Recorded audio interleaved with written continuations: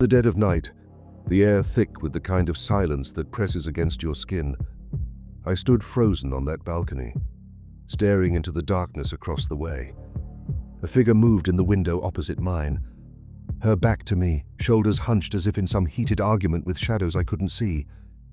My voice cut through the quiet, hesitant calling out, "What happened?" And then she turned. Slowly, deliberately, her face twisting into view, closer than she had any right to be. Eyes locked on mine with a hunger that chilled the blood in my veins.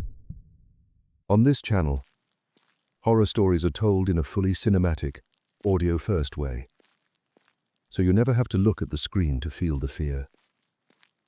You are listening to Mr. Night Fear, where the darkness doesn't end when the story does. Let me take you back to where this all began, or at least where I first felt that subtle shift in the air, the kind that makes you question if the world around you is still the one you know. It was during one of those long, humid summers in a small village tucked away in the hills, the sort of place where time seems to stretch out endlessly, and the nights swallow everything whole. I'd come to stay with my grandmother, seeking a break from the noise of the city, thinking the quiet would clear my head. But quiet has a way of amplifying things you'd rather not hear. Whispers in the wind, creaks in the old wooden beams, and sometimes the faint echo of laughter that doesn't belong. My cousin Raj lived there year-round, helping with the farm and keeping an eye on things. He was the practical type, always grounded, or so I thought. We'd spend evenings up on the rooftop, escaping the stuffy rooms below, staring out at the patchwork of neighboring houses under the fading light. The rooftops were like little islands in the sea of dusk, each one holding its own secrets. One evening, as the sun dipped low and painted everything in shades of bruised purple, our gaze drifted to the house next door. It was an old structure, weathered and forgotten-looking, with cracked walls that seemed to lean in on themselves. There she was, a young girl, no more than 10 or 11 years old, moving in endless circles on that rooftop. Her steps were light, almost playful at first glance, but there was something off about the rhythm, like a record skipping in the same groove over and over. She'd pause now and then, tilting her head back to let out a laugh that carried across the gap between our houses, sharp and echoing in the still air. It wasn't the joyful sound of a child at play. It was hollow, forced, as if she were mimicking something she'd heard, but didn't understand. Raj shifted beside me, his usual easy demeanor tightening. "We should head down," he murmured, his voice low, like he didn't want to disturb the scene. I glanced at him, puzzled. "We just got up here. The breeze is nice tonight." He didn't meet my eyes, staring fixedly at the girl. "You don't get it. That's not normal. She's not right." I chuckled softly, trying to brush it off. In my mind, I was the rational one, fresh from the city with its doctors and explanations. "Come on, Raj. She's probably just dealing with some kind of issue, maybe anxiety or something undiagnosed. Villages like this, people jump to superstitions because it's easier than facing the real problems."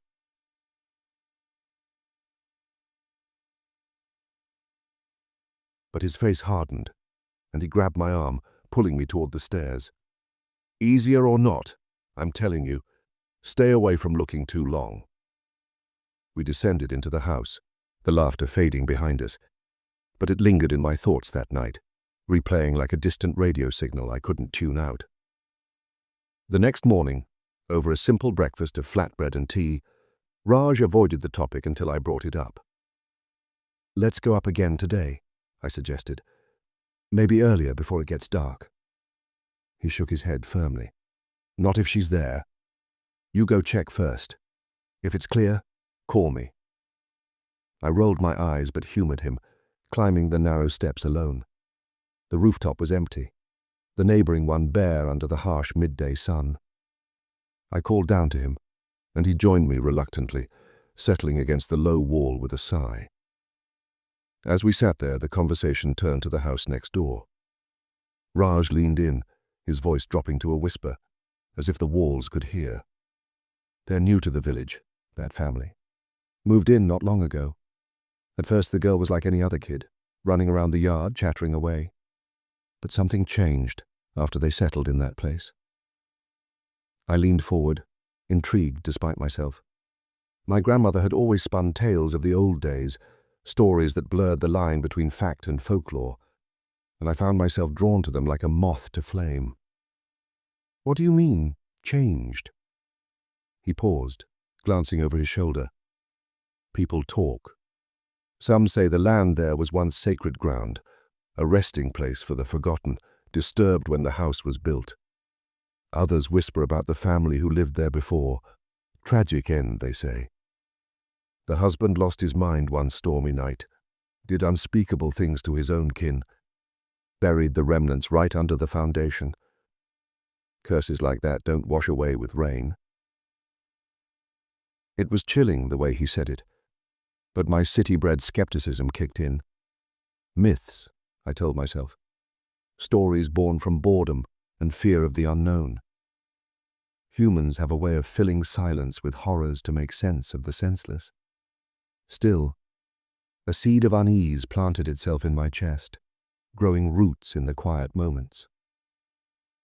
That afternoon, she appeared again, her circles resuming as if no time had passed. Raj tensed immediately. "Her father locks her up there every day now. Says she won't rest, won't close her eyes. Paces from dawn till dusk, and into the night." I watched her, trying to see beyond the surface. "Maybe she sleeps during the day, when no one's looking." "No," he replied flatly. "She doesn't sleep at all. Not anymore." We retreated downstairs as the shadows lengthened, the air growing heavy with unspoken warnings. Dinner was quiet that evening. The family gathered around the table, sharing mundane talk of the fields and weather. But my mind wandered, replaying the girls' laughter, wondering about the weight of isolation in a place like that. What does it do to a person, being cut off, left to circle in their own thoughts? Fear isn't always about monsters. Sometimes it's the slow erosion of sanity in the quiet. Night fell like a blanket, thick and oppressive. I lay on my mat, the room shared with Raj, listening to the distant calls of night birds and the creak of the house settling. Sleep came in fits, fragmented by dreams I couldn't quite recall. Then, a shout pierced the darkness, sharp, anguished, coming from outside. I bolted upright, heart pounding.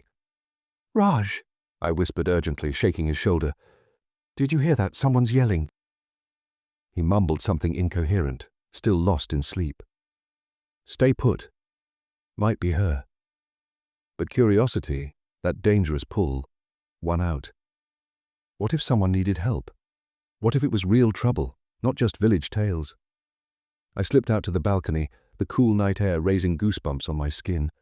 The window across the way was dimly lit, and there she was, her back to me, gesturing wildly as if in furious debate with an invisible presence. My pulse quickened. "What happened?" I called out, my voice echoing unnaturally loud in the stillness. She stilled, then turned, oh so slowly, her form seeming to shift, drawing nearer without moving. Her face filled my vision, eyes wide and unblinking, a smile twisting her lips that held no warmth. A scream tore from her throat, raw and piercing, and in that instant, the world tilted. I stumbled back into the room, slamming the door behind me, chest heaving. The darkness inside felt alive, pressing in. I turned toward where Raj should be, seeking reassurance in the familiar. But the bed wasn't empty. She was there, perched where he had been, her small frame unnaturally still, those same eyes fixed on me. Her voice was soft, almost a whisper, carrying the weight of something ancient and wrong. "I told you not to go."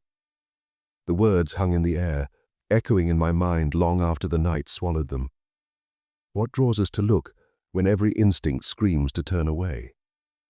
Perhaps it's the human need to understand, to pierce the veil of mystery, only to find that some shadows are better left untouched. And in the silence that follows, you're left wondering, was the warning for me or for something else entirely? Sleep well if you can.